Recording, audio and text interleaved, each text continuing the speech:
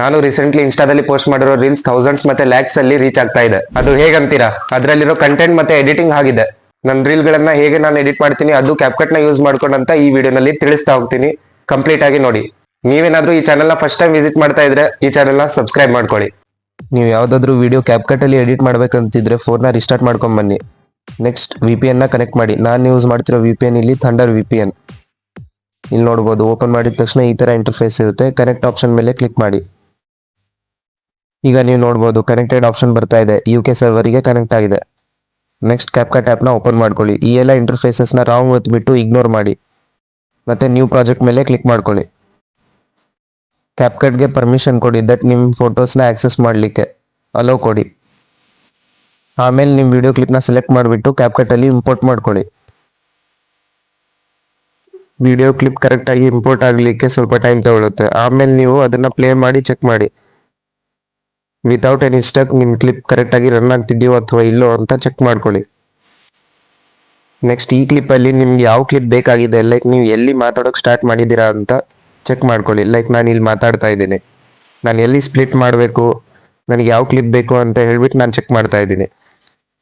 Once verify ಮಾಡ್ಕೊಳ್ಳಿ ನಿಮ್ಗೆ ಯಾವ ಕ್ಲಿಪ್ ಇದರಲ್ಲಿ ಬೇಕಾಗಿದೆ ಅಂತ. ನೀವು ಎಲ್ಲಿಂದ ಮಾತಾಡೋಕೆ ಸ್ಟಾರ್ಟ್ ಮಾಡಿದ್ದೀರಾ ಅಂತ ನೋಡ್ಬಿಟ್ಟು ಅಲ್ಲಿ ಸ್ಪ್ಲಿಟ್ ಆಪ್ಷನ್ ಮೇಲೆ ಕ್ಲಿಕ್ ಮಾಡಿಬಿಟ್ಟು ಕಟ್ ಮಾಡ್ಕೊಳ್ಳಿ. ಆಗ ಏನಾಗುತ್ತೆ, ನಿಮ್ಮ ಮೊದಲನೇ ಕ್ಲಿಪ್ ಸಿಕ್ಬಿಡುತ್ತೆ. ಆಗ ನೀವು ಏನ್ ಮಾಡ್ಬೋದು, ನಿಮಗೆ ಬೇಕಾಗಿಲ್ದಿದ್ದ ಕ್ಲಿಪ್ ನ ಡಿಲೀಟ್ ಮಾಡ್ಕೋಬಹುದು. ಲೈಕ್ ಇಲ್ಲಿ ನೋಡಿ, ನಾನು ಇಲ್ಲಿ ಸ್ಪ್ಲಿಟ್ ಮಾಡಿಬಿಟ್ಟು ನನಗೆ ಮೊದಲನೇ ಕ್ಲಿಪ್ ಬೇಕಾಗಿರ್ಲಿಲ್ಲ, ಸೊ ಅದನ್ನ ಡಿಲೀಟ್ ಮಾಡ್ಕೊಂಡಿದ್ದೀನಿ. ಮತ್ತೆ ಈ ಕ್ಲಿಪ್ ನ ಮೊದಲನೇದಾಗಿ ಇರಿಸ್ಕೊಂಡಿದ್ದೀನಿ. ನೆಕ್ಸ್ಟ್ ಅದೇ ತರ ಎಲ್ಲ ಕ್ಲಿಪ್ಸ್ ಅಲ್ಲೂ ನಿಮ್ಗೆ ಬೇಕಾಗಿರೋ ಫುಟೇಜ್, ಲೈಕ್ ಬೇಕಾಗಿರೋ ಕ್ಲಿಪ್ ನ ಹುಡುಕಿ ಅಲ್ಲಿಗೆ ಸ್ಪ್ಲಿಟ್ ಮಾಡಿಬಿಟ್ಟು ಡಿಲೀಟ್ ಮಾಡ್ಕೊಂಡ್ಬಿಟ್ಟು ಅದನ್ನ ಮುಂದಕ್ಕೆ ತರಿಸಿ ಕರೆಕ್ಟಾಗಿ ಮ್ಯಾಚ್ ಮಾಡ್ಕೊಳ್ಳಿ. ನಂದು ಈ ವಿಡಿಯೋ ಟೈಮ್ ಲೈನ್ ಭಾಳ ಇರೋದ್ರಿಂದ ನಾನು ಇದನ್ನ ನಿಮಗೆ ಸ್ಪೀಡ್ ಮಾಡಿ ತೋರಿಸ್ತಾ ಇದ್ದೀನಿ. ನೀವು ನೋಡ್ಕೋಬಹುದು ಯಾವೆಲ್ಲ ಫುಟೇಜಸ್ ನನಗೆ ಬೇಕಾಗಿದೆ ಅದನ್ನ ಮಾತ್ರ ನಾನು ಇರಿಸ್ಕೋತಾ ಇದ್ದೀನಿ, ಬಾಕಿ ಎಲ್ಲ ಡಿಲೀಟ್ ಮಾಡ್ತಿದ್ದೀನಿ.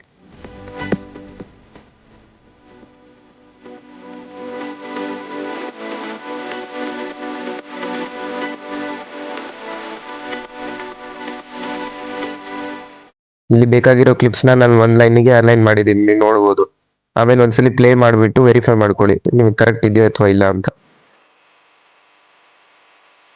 ಪ್ರತಿಯೊಂದು ಕ್ಲಿಪ್ನ ಕರೆಕ್ಟಾಗಿ ಚೆಕ್ ಮಾಡ್ಕೊಳ್ಳಿ. ನೀವು ಇದನ್ನ ಝೂಮ್ ಇನ್ ಮಾಡ್ಕೊಂಡ್ಬಿಟ್ಟು ಕೂಡ ಕರೆಕ್ಟಾಗಿ ನೀವು ಎಡಿಟ್ ಮಾಡ್ಕೋಬಹುದು, ಲೈಕ್ ಸ್ಪ್ಲಿಟ್ ಆಗಲಿ ಡಿಲೀಟ್ ಆಗಲಿ.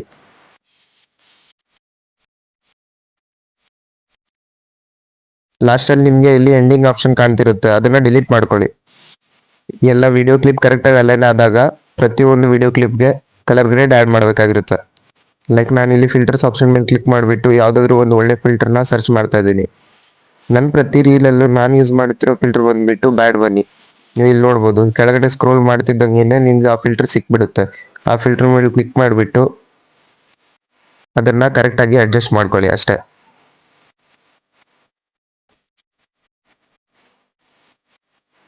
ನಿಮ್ಗೆ ಆ ಫಿಲ್ಟರ್ ಸರಿ ಅನಿಸಿದಾಗ ಅಪ್ಲೈ ಟು ಆಲ್ ಮೇಲೆ ಕೊಡಿ. ಆಗೇನಾಗುತ್ತೆ, ಪ್ರತಿಯೊಂದು ಕ್ಲಿಪ್ಪಿಗೂ ಈ ಫಿಲ್ಟರ್ ಅಪ್ಲೈ ಆಗ್ಬಿಡುತ್ತೆ. ನೆಕ್ಸ್ಟ್ ಅಡ್ಜಸ್ಟ್ ಮೇಲೆ ಬಂದ್ಬಿಟ್ಟು ಕರೆಕ್ಟಾಗಿ ವಿಡಿಯೋ ಕ್ವಾಲಿಟಿ ಎನ್ಹಾನ್ಸ್ ಮಾಡ್ಕೊಳ್ಳೋಕ್ಕಾಗಿ ಇಲ್ಲಿ ಬ್ರೈಟ್ನೆಸ್ ಮತ್ತೆ ಕಾಂಟ್ರಾಸ್ಟ್ನ ಹೆಚ್ಚಿಸ್ಕೊತಾ ಇದ್ದೀನಿ, ನೀವು ನೋಡ್ಬೋದು. ನೆಕ್ಸ್ಟ್ ಇದು ಜಾಸ್ತಿ ಕ್ವಾಲಿಟಿ ಆಗಿ ಅಪ್ಲೋಡ್ ಆಗ್ಬೇಕಂತಿದ್ರೆ ಶಾರ್ಪ್ನೆಸ್ ಮತ್ತೆ ಕ್ಲಾರಿಟಿನ ಜಾಸ್ತಿ ಮಾಡ್ಕೊಳ್ಳಿ ಅಷ್ಟೇ. ಎಲ್ಲ ಕರೆಕ್ಟಾಗಿ ಅಡ್ಜಸ್ಟ್ ಆದಾಗ ಇಲ್ಲಿ ಅಪ್ಲೈ ಟು ಆಲ್ ಅಂತ ಇರುತ್ತೆ. ಅಡ್ಜಸ್ಟ್ ಮೇಲೂ ಈ ತರ ಅಪ್ಲೈ ಟು ಆಲ್ ಮೇಲೆ ಕ್ಲಿಕ್ ಮಾಡ್ಕೊಳ್ಳಿ. ಆಗ ಪ್ರತಿ ಕ್ಲಿಪ್ಪಿಗೂ ನಿಮ್ಮ ಸೆಟ್ಟಿಂಗ್ಸ್ ಅಪ್ಲೈ ಆಗಿರುತ್ತೆ. ನೆಕ್ಸ್ಟ್ ಇಲ್ಲಿ ಎರಡು ವಿಡಿಯೋ ಮಧ್ಯೆ ಕ್ಲಿಕ್ ಮಾಡಿಬಿಟ್ಟು ಟ್ರಾನ್ಸಿಷನ್ ಅಪ್ಲೈ ಮಾಡ್ತಾ ಇದ್ದೀನಿ. ನೆಕ್ಸ್ಟ್ ಲೈಟ್ ಎಫೆಕ್ಟ್ಸ್ ಆಪ್ಷನ್ ಮೇಲೆ ಬಂದ್ಬಿಟ್ಟು ಯಾವ ಎಫೆಕ್ಟ್ ನಿಮ್ಗೆ ಬೇಕಾಗಿದೆ ಟ್ರಾನ್ಸಿಷನ್ ಆಗಿ ಅಂತ ಹೇಳ್ಬಿಟ್ಟು ಸೆಲೆಕ್ಟ್ ಮಾಡ್ಕೊಂಡು ಆಡ್ ಮಾಡ್ಕೊಳ್ಳಿ ಅಷ್ಟೇ. ಇದು ಕ್ಯಾಪ್ಕಟ್ ಆಪ್ ಆಗಿರೋದ್ರಿಂದ ಇಲ್ಲಿ ನೋಡ್ಬೋದು ಪ್ರತಿಯೊಂದು ಎಫೆಕ್ಟ್ ಟೈಮ್ ತಗೊಳ್ತಾ ಇದೆ ಪ್ರೊಸೆಸ್ ಆಗ್ಲಿಕ್ಕೆ. ಎಫೆಕ್ಟ್ ನ ಸೆಲೆಕ್ಟ್ ಮಾಡಿಬಿಟ್ಟು ಡ್ಯೂರೇಷನ್ ನ ಸೆಲೆಕ್ಟ್ ಮಾಡಿ. ಡ್ಯೂರೇಷನ್ ಕಡಿಮೆ ಇದ್ದಷ್ಟು ಒಳ್ಳೆ ಎಫೆಕ್ಟ್ ನಿಮ್ಗೆ ಬರುತ್ತೆ.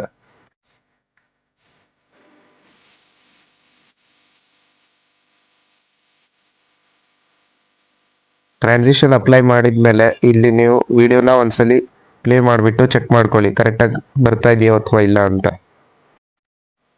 ನೆಕ್ಸ್ಟ್ ಟ್ರಾನ್ಸಿಷನ್ ಕರೆಕ್ಟಾಗಿ ಅಪ್ಲೈ ಆಗಿದೆ ಅಂದರೆ ಅಪ್ಲೈ ಟು ಆಲ್ ಕೊಡಿ. ಆಗೇನಾಗುತ್ತೆ, ಪ್ರತಿ ಕ್ಲಿಪ್ಪಿಗೂ ಅದೇ ಥರ ಟ್ರಾನ್ಸಿಷನ್ ಅಪ್ಲೈ ಆಗಿರುತ್ತೆ.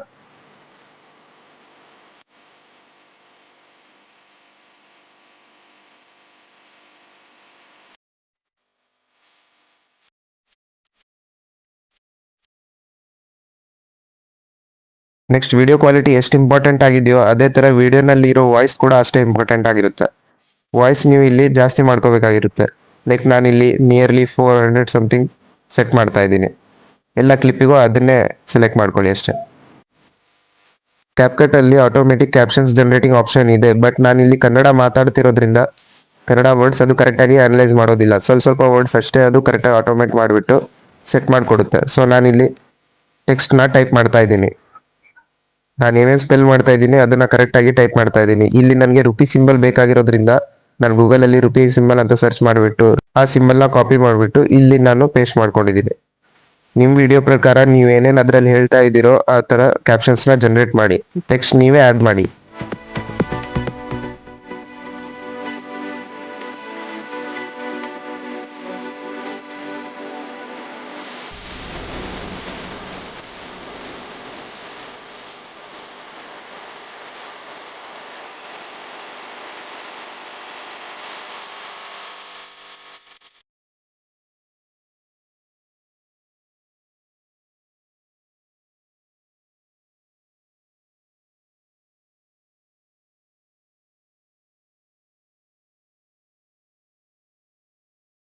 ಎಲ್ಲ ಟೆಕ್ಸ್ಟ್ ಆ್ಯಡ್ ಮಾಡಿಬಿಟ್ಟು ನನ್ನ ವಿಡಿಯೋ ಕ್ಲಿಪ್ ಮೇಲೆ ನಾನು ಇಲ್ಲಿ ಕ್ಲಿಕ್ ಮಾಡ್ತಾ ಇದ್ದೀನಿ.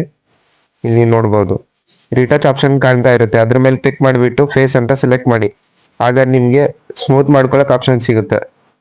ನಿಮ್ಮ ವಿಡಿಯೋನಲ್ಲಿ ಎಷ್ಟೇ ಜಾಸ್ತಿ ಶಾರ್ಪ್ನೆಸ್ ಇರಲಿ ಅದು ಸ್ವಲ್ಪ ರೆಡ್ಯೂಸ್ ಮಾಡಿಬಿಟ್ಟು ನಿಮ್ಮ ಫೇಸ್ನ ಸ್ಮೂತ್ ಮಾಡ್ಕೊಳ್ಳುತ್ತೆ ಅಷ್ಟೇ. ನೆಕ್ಸ್ಟ್ ಸೆಟ್ ಮಾಡಿಬಿಟ್ಟು ಅಪ್ಲೈ ಟು ಆಲ್ ಕೊಡಿ. ಆಗ ಪ್ರತಿಯೊಂದು ಕ್ಲಿಪ್ಪಿಗೂ ಈ ಒಂದು ಸೆಟ್ಟಿಂಗ್ ಅಪ್ಲೈ ಆಗಿರುತ್ತೆ.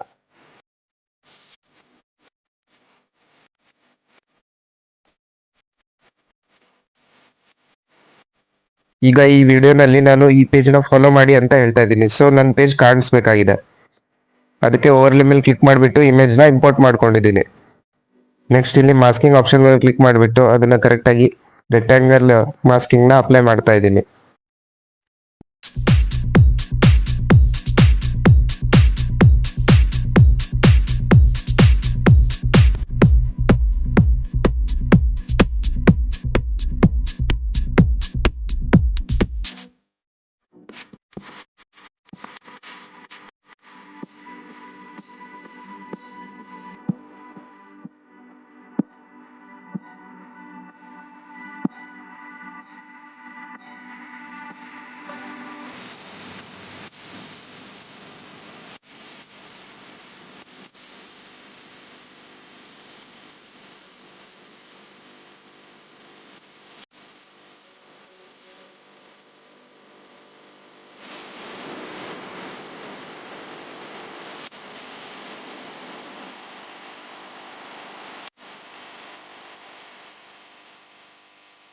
ಈಗ ಪ್ರತಿಯೊಂದು ಎಫೆಕ್ಟ್ಗೆ ನಾನು ಸೌಂಡ್ ಎಫೆಕ್ಟ್ಸ್ನ ಆ್ಯಡ್ ಮಾಡ್ತಾ ಇದ್ದೀನಿ. ಆಡಿಯೋ ಮೇಲೆ ಕ್ಲಿಕ್ ಮಾಡಿಬಿಟ್ಟು ಇಲ್ಲಿ ಸೌಂಡ್ ಎಫೆಕ್ಟ್ಸ್ ಇದೆ. ನೆಕ್ಸ್ಟ್ ಇಲ್ಲಿ ನೀವು ನೋಡ್ಬೋದು ಲೈಟ್ ಎಫೆಕ್ಟ್ಸ್ ನಾನು ಯೂಸ್ ಮಾಡಿರೋದ್ರಿಂದ ಕ್ಯಾಮ್ರಾ ಶಟರ್ ಸೌಂಡ್ನ ಯೂಸ್ ಮಾಡ್ತಾ ಇದ್ದೀನಿ. ಅದೇ ಥರ ಪ್ರತಿಯೊಂದು ಎಫೆಕ್ಟಿಗೂ ಆ ಥರ ಸೌಂಡ್ನ ಅಪ್ಲೈ ಮಾಡ್ಕೊಳ್ಳಿ ಅಷ್ಟೇ.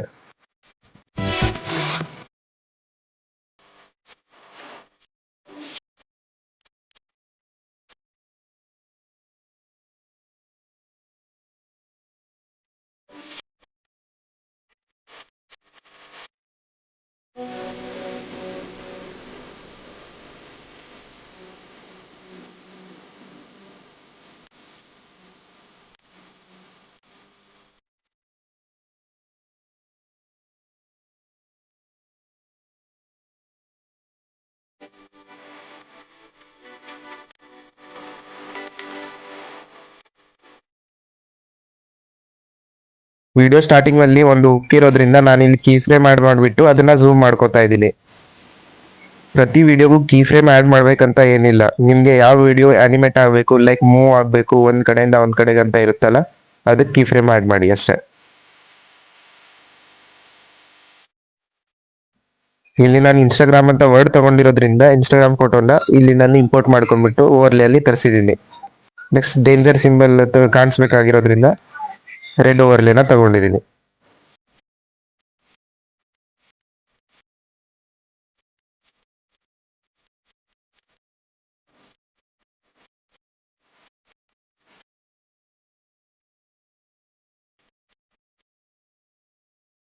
ಓವರ್ಲೇ ಯೂಸ್ ಮಾಡಿರೋ ಸ್ಟಿಕ್ಕರ್ಸ್ ಆಗಲಿ ಅಥವಾ ಇಮೇಜಸ್ಗೆ ಕರೆಕ್ಟಾಗಿ ಒಂದು ಸೌಂಡ್ ಎಫೆಕ್ಟ್ಸ್ ನ ಕೊಡಬೇಕಾಗಿರುತ್ತೆ.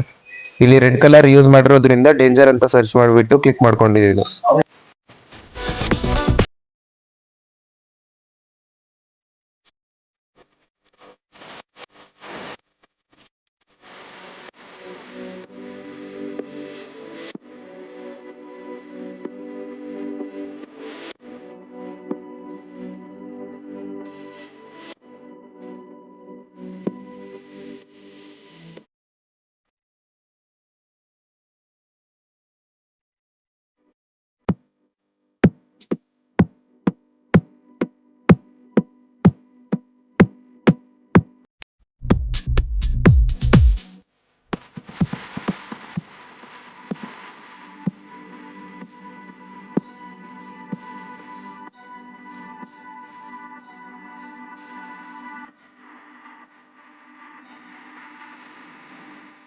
ಅಟ್ ಲಾಸ್ಟ್ ಎಲ್ಲ ಎಡಿಟಿಂಗ್ ಆದ್ಮೇಲೆ ಒಂದು background music add ಮಾಡಬೇಕಾಗಿರುತ್ತೆ.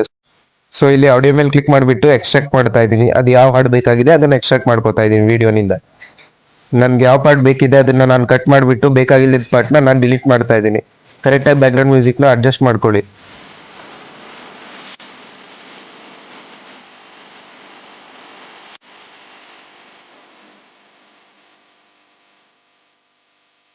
Background music ನಿಮ್ಮ ವಾಯ್ಸ್ಗಿನ್ನೂ ಜಾಸ್ತಿ ಇರಬಾರ್ದು. ಸೊ ಆ ಮ್ಯೂಸಿಕ್ ಮೇಲೆ ಕ್ಲಿಕ್ ಮಾಡಿಬಿಟ್ಟು ವಾಲ್ಯೂಮ್ ಅಲ್ಲಿ ಕಡಿಮೆ ಮಾಡ್ಕೊಳ್ಳಿ.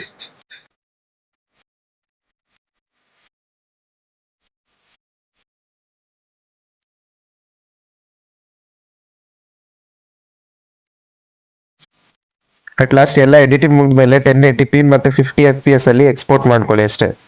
ಇದೇ ತರ ಎಡಿಟಿಂಗ್, ಅರ್ನಿಂಗ್ ಮತ್ತೆ ಇನ್ಸ್ಟಾದಲ್ಲಿ ಯಾವ ತರ ಗ್ರೋ ಆಗ್ಬೇಕಂತ ಹೇಳ್ಬಿಟ್ಟು ವಿಡಿಯೋಸ್ನ ತರ್ತಾ ಹೋಗ್ತೀನಿ. ಅದಕ್ಕೆ ಈ ಚಾನೆಲ್ನ ಸಬ್ಸ್ಕ್ರೈಬ್ ಮಾಡ್ಕೊಳ್ಳಿ.